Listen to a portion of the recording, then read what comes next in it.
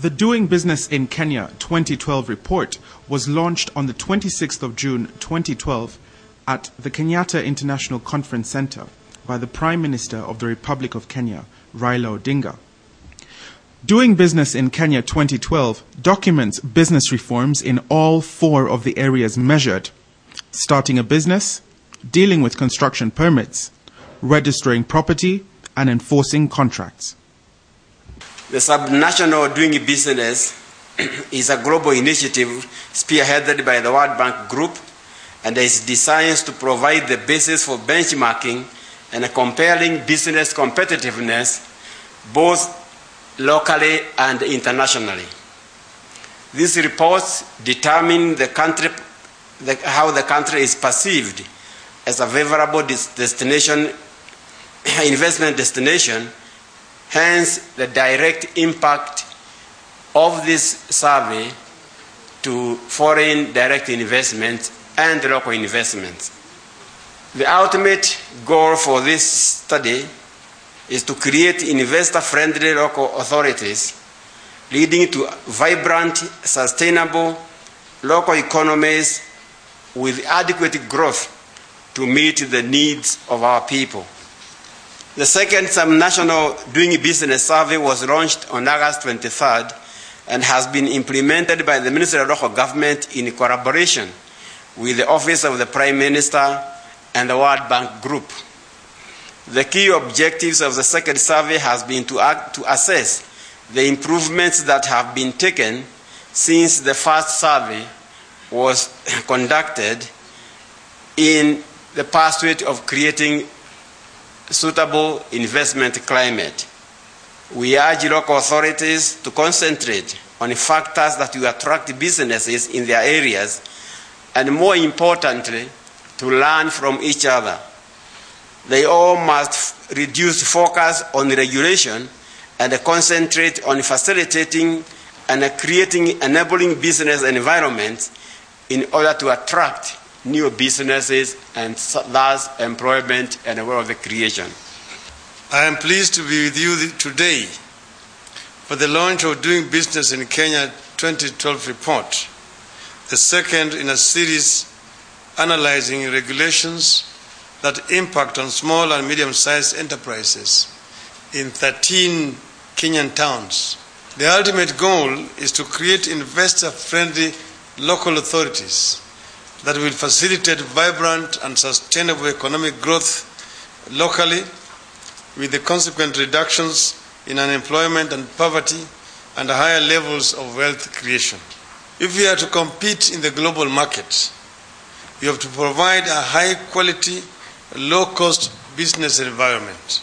If our Vision 2030 is to be realized, we must reduce the cost of doing business in Kenya, as well as the burden of regulation on businesses. Kenya's performance in doing business has declined among the 183 countries examined. These rankings have a direct impact on how Kenya is perceived as an investment destination.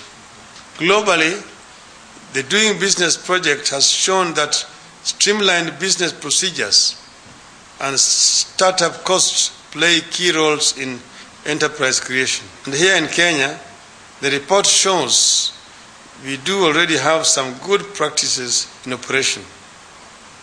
This is important because internal comparisons are stronger drivers for reform than comparisons with other countries.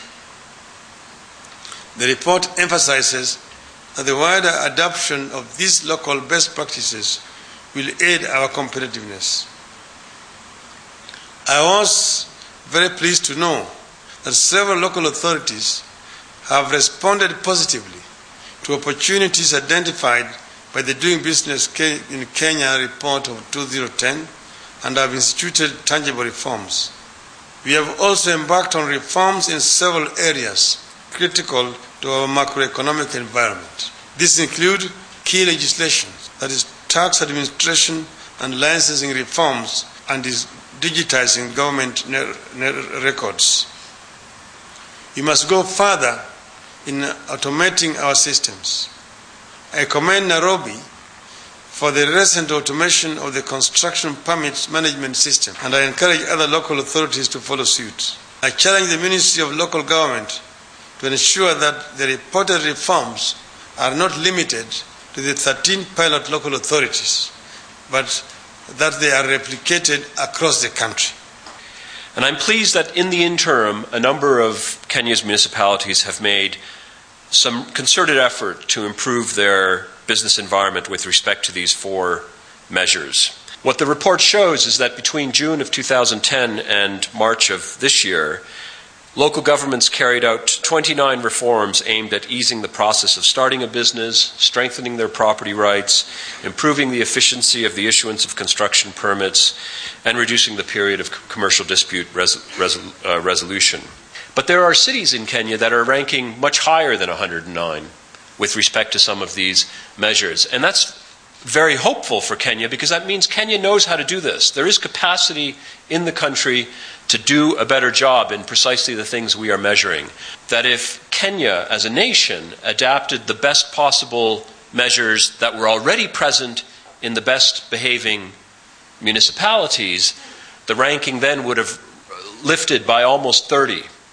Kenya would have come up into the 80s, and it would have been ranked in roughly the same area as countries like China and Italy. I'd also like to just briefly say that doing business is one aspect of the work that the World Bank and other development partners are doing to help improve the business climate in Kenya, but it's not the only thing. The reason we're very concerned about how businesses are regulated at the city level is because we've done a lot of work in the World Bank to show that countries grow because cities grow. As we have seen, one of the main findings of this report is that Kenyan cities are reforming.